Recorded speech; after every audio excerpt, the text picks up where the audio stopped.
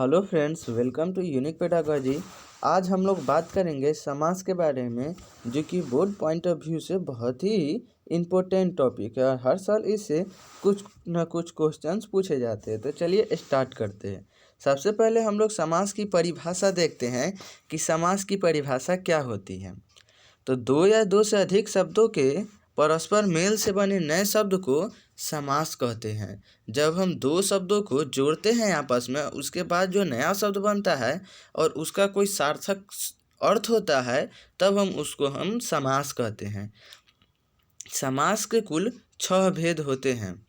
जिस समास का पूर्व पद अव्यय हो और यही प्रधान हो, उसे अव्ययी भाव समास कहते हैं। और इसकी पहचान कैसे होती है? तो इसकी पहचान ऐसे होती है कि इसका प्रथम पद जो होता है वो उपसर्ग होता है, जैसे कि आ, प्रति, यथा, हर अर्थ की दृष्टि से जो कि प्रमुख होता है, तो ये अव्ययी भाव समास होता है। जैसे कि प्रतिदिन, तो ये अव्ययी भाव समास हुआ। यथा संभव, ये अव्ययी भाव समास हुआ। कर्मधारय समास, कर्मधारय समास का उत्तर पद प्रधान होता है तथा विशेषण विशेष्य का बोध होता है। इसकी पहचान क्या होती है? एक पद दूसरे पद की विशेषता बतलाता है। जैसे कि महापुरुष, महापुरुष में महान है जो पुरुष, यानी कि यहाँ पर दूसरा पद प्रधान हुआ, पुरुष प्रधान हुआ। अब पुरुष की प्रधानता क्या है कि वो, पुरुष की विशेषता ये है कि वो महान है, तो इसका विशेषता भी बतलाया गया। तो यहाँ पे विशेषण विशेष्य का बोध हुआ, तो ये कर्मधारय समास होगा। द्वंद्व समास, द्वंद्व समास में दोनों ही पद प्रधान होता है और विग्रह करने पर इसका पहचान ऐसे किया जा सकता है कि विग्रह करने पर और का प्रयोग होता है। जैसे भाई बहन, भाई और बहन, माता पिता, माता और पिता, तो ये द्वंद्व समास होता है। तो अगला है हमारा तत्पुरुष समास। जिस समास का उत्तर पद प्रधान हो तथा दोनों पदों के बीच कर्ता व संबंध जोड़कर कारक चिन्ह का लोप हो, तत्पुरुष समास कहलाता है। तो यहाँ पे परिभाषा क्या हम लोग देखें? जिस समास का उत्तर पद प्रधान हो तथा उसके बीच में कारक चिन्ह का लोप हो।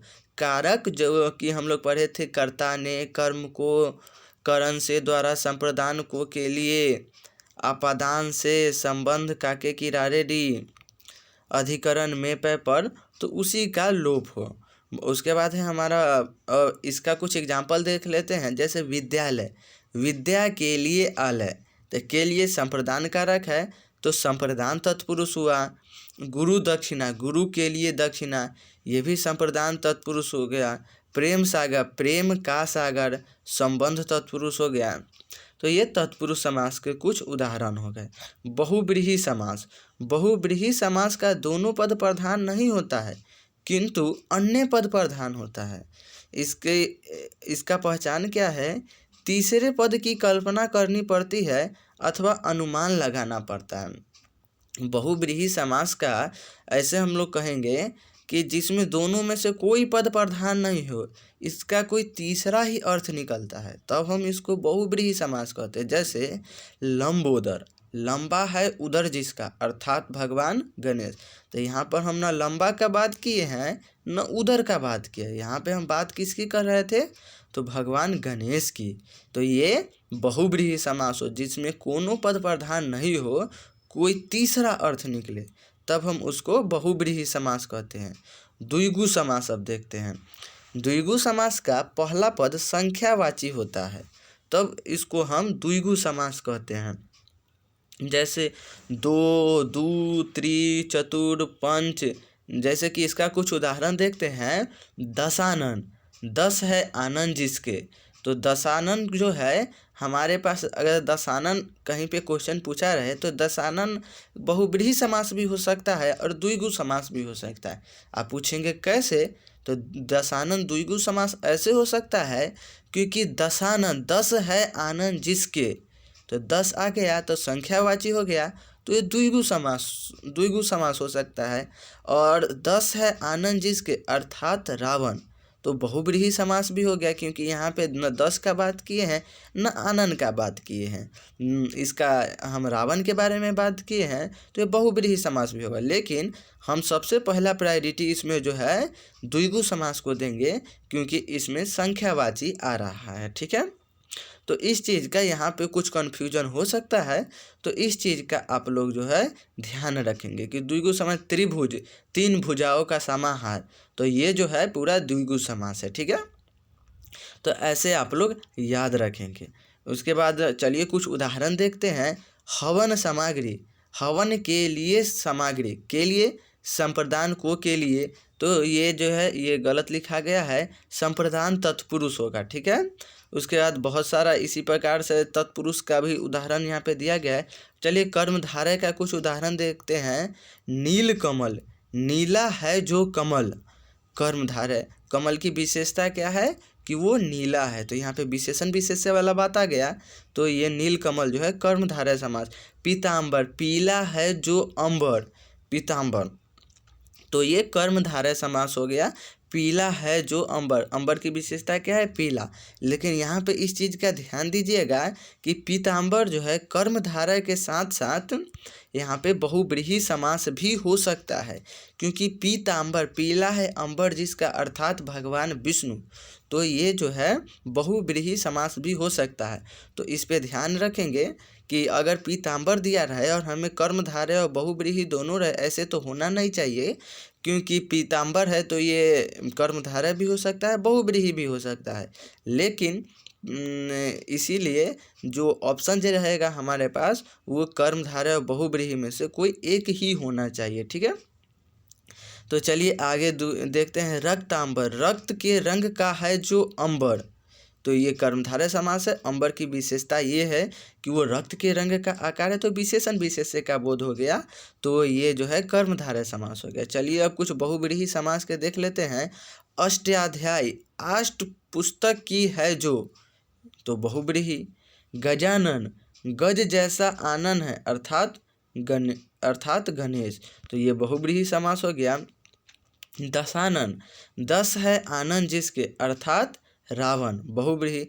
इसमें बताए थे हम आपको कि दशानन जो है वो द्विगु समास भी हो सकता है, संख्या पूर्वे द्विगु, तो इसमें संख्यावाचक है इसीलिए।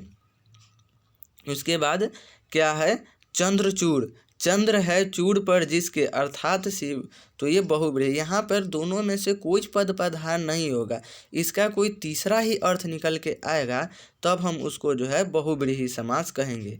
अब चलिए किसी और का देख लेते हैं।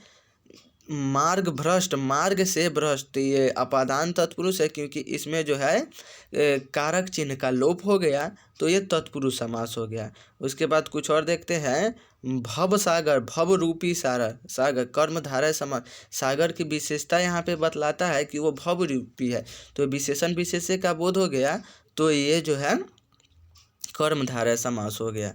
षड्भुज, षड भुजाओं का समाहार यानी कि 6 भुजाओं का समाहार, तो यहाँ पे संख्यावाचक आ गया, तो ये एक द्विगु समास हो जाएगा। सप्ताह, 7 दिनों का समाहार, ये भी द्विगु समास हो गया, क्योंकि यहाँ पे संख्यावाचक आ गया शब्द। भरा बुला, भरा और बुरा, तो ये जो है द्वंद्व समास यहाँ की, क्योंकि यहाँ पे दोनों शब्द प्रधान है, तो ये एक द्वंद्व समास हो गया। रुपया पैसा, रुपया और पैसा, द्वंद्व समास ये भी, क्योंकि दोनों पद प्रधान है। और द्वंद्व समास की एक और विशेषता है कि इसमें बीच में और आ जाता है, और वही जो है ये दोनों शब्द को जोड़ता है, तो ये द्वंद्व समास हो गया। प्रतिदिन, प्रत्येक दिन, हम आप लोगों को बताए थे कि जिसका पहला पद अव्यय हो और शुरुआत जो हो प्रति से प्रति है, प्रति एक अव्यय है, तो ये अव्यय भाव समास हो गया।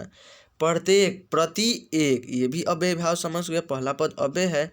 घर घर, प्रत्येक घर, ये भी अव्यय भाव समास हो गया। रातों रात, एक ही रात में, ये अव्यय भाव समास हो गया। देखिए यहाँ पे इस बीच यहाँ पे कन्फ्यूजन नहीं होना है कि रातों रात जो होगा वो द्वंद्व समास होगा, नहीं। रातों रात जो है अव्यय भाव होगा, द्वंद्व इसलिए नहीं होगा क्योंकि रातों रात का जब हम विग्रह करेंगे कि रात और रात, ऐसा तो नहीं होगा। रातों रात का विग्रह होगा रात ही रात में, इसीलिए अव्यय भाव समास होगा। यहाँ पे द्वंद्व समास में एक चीज़ ध्यान रखना है कि विग्रह करने पे बीच में और आता है तब वह द्वंद्व समास होता है। तो इसी प्रकार अव्यय भाव समास का उदाहरण यहाँ पे दिया गया है। तत्पुरुष का भी कुछ और उदाहरण दिया गया है। नेत्र सुखद, नेत्र को सुखद, तो ये जो है कर्म कारक कर्ता ने कर्म को, तो को है इसका विभक्ति चिन्ह, तो विभक्ति चिन्ह का लोप हो गया तो ये तत्पुरुष समास हो गया। वनवास यानी कि ध्यान में मग्न, तो ये जो अधिकरण तत्पुरुष हो गया। इसी प्रकार बहुत सारा उदाहरण दिया गया है, आप लोग इसको जो है एक बार पढ़ लीजिएगा तो ये पूरा आप लोगों का कंठस्थ हो जाएगा। इस वीडियो को पॉज करके आप लोग ये पूरा उदाहरण जो है एक बार पढ़ लीजिएगा। ये चतुर्मास, 4 मासों का संहार, ये द्विगु समास हो गया। माता पिता, माता और पिता द्वंद्व समास हो गया। यथावश, यथा और अपयश, ये द्वंद्व समास हो गया। तो इसी प्रकार जो है हमारा ये समास आज समाप्त हुआ। तो इसको आप लोग जो है ध्यान में रखिएगा। हर साल इससे जो है कुछ न कुछ क्वेश्चन हमारे बोर्ड एग्ज़ाम में या कंपटीशन एग्ज़ाम में भी, जो जिसमें व्याकरण पोर्शन से क्वेश्चन पूछे जाते हैं, उसमें समास से हर साल कुछ न कुछ क्वेश्चन जो है ज़रूर पूछे जाते हैं। तो इसे आप लोग जो है अपने ध्यान में रखिएगा, यह आगे चल के बहुत आपको हेल्प करेगा। तो अगर आपको मेरा ये वीडियो अच्छा लगा हो तो प्लीज़ इसे लाइक, सब्सक्राइब और शेयर ज़रूर कीजिएगा। धन्यवाद।